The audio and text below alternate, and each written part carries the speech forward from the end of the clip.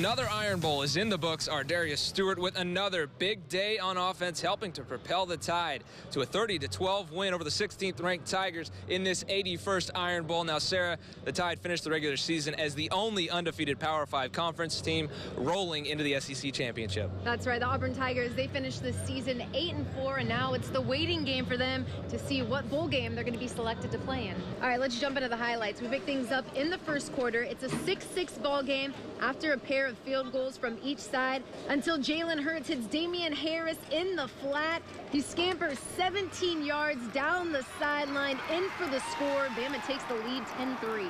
But the Tide started to turn in the second quarter. Jalen looking for Ardarius Stewart, but he's intercepted by Daniel Thomas. Now that is not the last time we'll hear from him, Sarah. But the offense couldn't do much with it, forcing a 52-yard field goal attempt from Daniel Carlson. This guy just does not miss, at least not often. So it's 10-6 Bama with 13 to go in the half. That's when Thomas jumped back in on the scene, coming down with another interception for the Tigers, weaving his way through the defense down to the 41-yard line. But again, the Auburn Tigers would have to settle for another Daniel Carlson field goal, and Bama took a 13-9 lead into the half. But it didn't stay that way for very long. In the second half, first Bama drive, Jalen takes it himself in for the score to make it 20-9 for the Crimson Tide. But they weren't done. Jalen Hurts again doing it through the air, and to who else? Ardarius Stewart capping off his big day with this big touchdown catch as the Tide roll in the second half to a 30-12 victory. So for the Crimson Tide, their third win in a row over their rivals down there from the Plains, the Auburn Tigers, and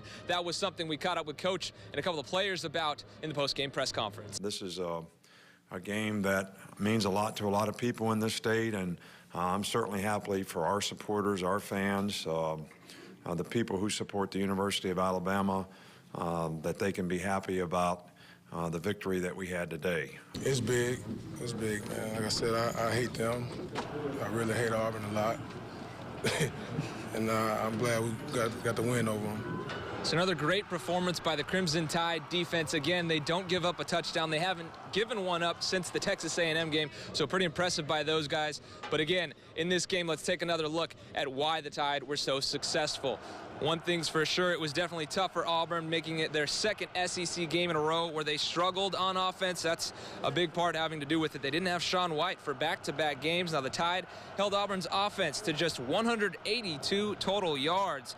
And Alabama virtually took their run game out of the equation, holding Cam Petway and company to just 66 yards on the ground. You know, we just worry about ourselves. You know, Coach Pearl tells us, poise and confidence. And when we go out there on the field, we know that we only can control what we control. So, I mean, if we don't give up any points, I mean, it could be a tie. But, I mean, if we don't give any points, we're fine. So a big part of Alabama's success is the success they had on offense and also on defense. Again, the numbers that they held Auburn to in this game, very impressive this time around. But Sarah, what about Auburn's perspective on this game?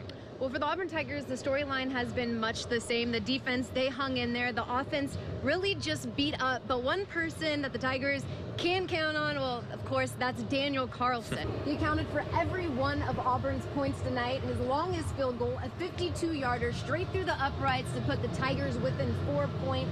Jesse, as you mentioned, no Sean White in this one. Senior Jeremy Johnson would get that honor. We saw two different quarterbacks taking snaps, and Auburn, they sort of looked much like they did earlier in the season with no offensive rhythm. You know, Sean practiced. It wasn't 100%. We just had to make the decision.